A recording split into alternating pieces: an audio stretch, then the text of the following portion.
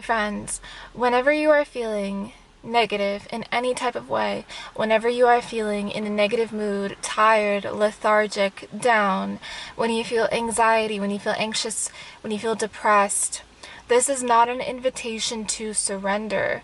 This is an invitation to fight against the negative energy that you are feeling, the negative energy that is pervading or invading your specific energy signature. Do you understand?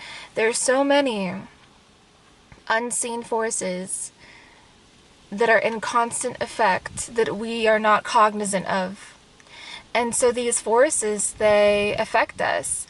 Some of these forces are karma. Everything that we go through is karma. Karma is like an umbrella phenomena.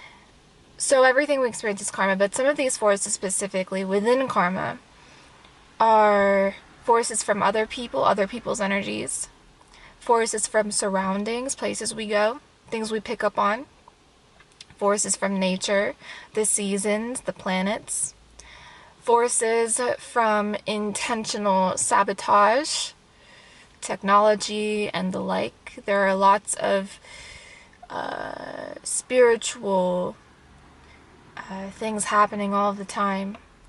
And so we must remain vigilant, not just in our noticing of them, but in our counterattacks. So how do we remain vigilant in our counterattacks?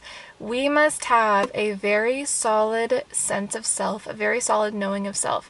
Because when you know yourself, when you are in touch with your specific energy signature, with your specific energy, with your specific way of being, when you are in touch also with the emotions that you are feeling and you're actually able to recognize them and recognize, okay, I feel depressed. Where is this coming from? Does this have to do with me letting down my defenses in some type of way? Has it been my diet that I have not been upholding? Has it been my sleep? Has it been my interaction with people? What is it that I am doing that is weakening my auric field?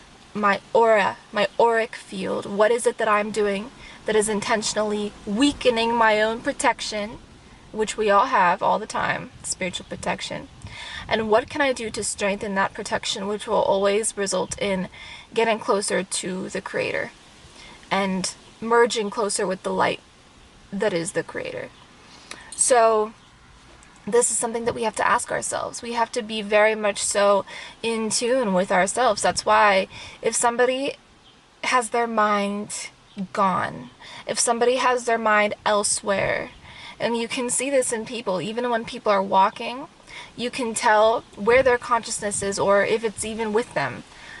Some of us have split consciousness. This is how negative entities can easily attach, right? Because we have holes in our aura. We have a weakened auric field, and we have been allowing our consciousness to be split, to go anywhere, right? This happens very easily nowadays by use of technology. If you're on your phone constantly and you pay attention to things that steal your energy, which social media usually does for you, you are weakening your own health, you know? So it's very easy for things to attach themselves to us via our phone screen. It's so easy. And so we have to recognize that depression is a spirit, anxiety is a spirit, and these spirits, these codes, these entities, they will have access to us unless we fight entropy. We have to fight entropy, which is the continuous loss of energy that we go throughout the day when we allow our attention to be stolen from us. Over time, this is what causes aging. This is what causes death. It's actually possible to extend one's life to longer than it is supposed to be if we are focusing inwardly on the right things, which is the Creator, and if we attach ourselves to the Creator and allow that fire, that light, that frequency to pervade and erase all outside entities, influences, or attachments. It's very important. And this is why one should be very much so constantly cleansing themselves with frequency, with sound frequency, with sound vibration. This is why, we chant certain mantras. Let's say the Maha Mantra is a very powerful mantra, because it allows for one to restore their own consciousness. It allows for one to instantly regain connection with God and have that energy pervade and protect them. So if you're thinking that, oh, I don't need protection and this and that, then what's likely happening is that your attention is already taken by media influences, by all these, and everything that we pay attention to, it hooks, you see, it hooks into us. So the energy of what we are paying attention to should be scrutinized. It's very, very important. That's why we never, ever, ever want to watch anything violent, ever. That's like one of the worst things you can do for yourself. Because what you are doing is you are splitting the consciousness. You're splitting the soul from itself.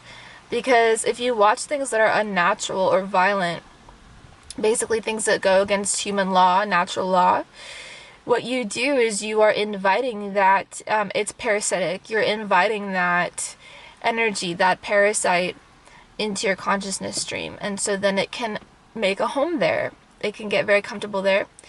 And you will subconsciously have violent impulses. You will also become like that which you are watching, right?